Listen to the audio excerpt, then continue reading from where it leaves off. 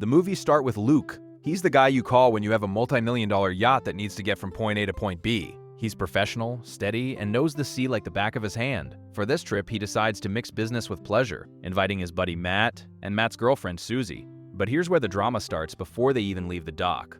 Luke also invited Kate, and Kate isn't just a friend, she's his ex-girlfriend. Talk about an awkward cabin arrangement. They also pick up a local deckhand named Warren. As they're prepping to leave, Kate spots something that makes her stomach drop. A collection of massive shark skeletons, mako, tiger, and great whites. A local guide basically tells her, yeah, they're out there. People just pretend they aren't. It's that classic horror movie foreshadowing we all love to yell at the screen about, right? The journey starts off like a high-end travel vlog. The sun is shining, the water is a glass like turquoise, and the vibes are actually okay. Even Luke and Kate start finding that old spark, proving that nothing heals a breakup quite like a salty breeze and $1 million view. They're sailing through some beautiful coral reefs when Luke spots a tiny, uninhabited island. It looks like paradise, so they decide to take the small safety boat over for some diving. But when they get there, the island is eerily silent.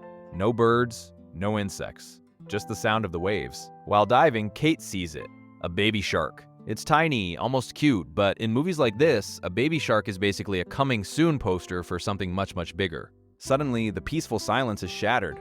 Warren is back on the yacht, screaming and waving his arms like a madman. Something is wrong. The group rushes back in the small boat, but in their panic, they hit a rock, hard. They make it back to the main yacht, but things go from bad to worse. The tide is dropping, and the yacht is now wedged firmly on a reef. After some high-stress maneuvering, Luke and Warren manage to free the boat, and everyone tries to sleep off the adrenaline. Morning breaks, and Luke and Kate are having a heart-to-heart, finally talking about why they fell apart. It's a tender, human moment, which in this genre is basically a giant red flag that the universe is about to ruin their lives. Luke goes below deck to grab some breakfast, and in a split second, the world flips upside down. Literally. Without any warning, the yacht capsizes. It's pure chaos. Water rushing in, bodies being thrown against walls, the disorienting roar of the ocean claiming the cabin. Kate, Susie, Luke, and Warren scramble to the surface, gasping for air, but Matt is missing.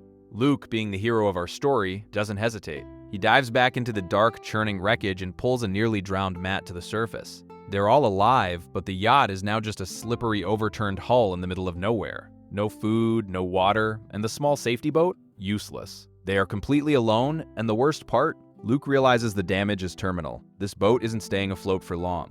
Now, picture this. You're miles from land, floating on a piece of metal that's slowly sinking, and you have to make a choice. Do you stay and wait for a rescue that might never come? Or do you jump into the water and swim for hours through shark-infested territory? Luke knows the current is pulling them further into the deep. He tells them their only hope is Turtle Island, a 4 to 5 hour swim away. Susie and Matt are understandably terrified. This isn't a pool lap, it's open ocean survival. Warren, however, has reached his limit. He refuses to leave the boat. He thinks the hull is his fortress. Luke doesn't waste breath arguing. He dives one last time to grab wetsuits and a floating board for the girls. With one final look at Warren, the man who chose to stay behind, the four of them slide into the water. The swim is grueling. Every muscle aches, and the sun is beating down on them. But the physical pain is nothing compared to the mental torture. Every time a foot brushes against some seaweed, or a shadow moves in the deep blue below, your heart skips a beat. Then, they see it. Something is floating ahead. Hope? Maybe a life raft? No, it's a massive sea turtle. Or what's left of one. Its body is there, but its head has been cleanly bitten off. That's the moment the vibe changes from survival to a hunt. Meanwhile, back at the yacht, Warren is finding out the hard way that a floating boat is just a dinner bell. A fin breaks the surface, circling him. He's trapped on a shrinking island of metal with a predator that has all the time in the world. Back in the open water, the nightmare officially begins. Susie screams. She sees a shadow. Luke dives down to check, and this time, there's no mistake. It's a massive shark, and it's not just passing through. It's sizing them up. It brushes past Kate, a cold, sandpaper-like contact that sends her into a paralyzed shock. In the scramble, she loses her grip on the floating board. Matt, trying to be the protector, swims out to retrieve it. He's careful, he's quiet, but he's not fast enough. The water explodes. The shark hits Matt with the force of a freight train, dragging him under. He resurfaces, but the water around him is turning a sickening crimson. Luke knows the brutal truth. The blood has already called for seconds. He has to force a screaming Susie to leave Matt behind. It's heart-wrenching, but in the ocean, sentimentality gets you killed. Matt disappears for the last time, and then the sun goes down. Can you imagine being in total darkness, treading water, knowing a killer is right beneath you? Susie eventually breaks. The grief and exhaustion turn into a jagged edge, and she starts screaming at Luke, blaming him for every choice that led them here. And Luke?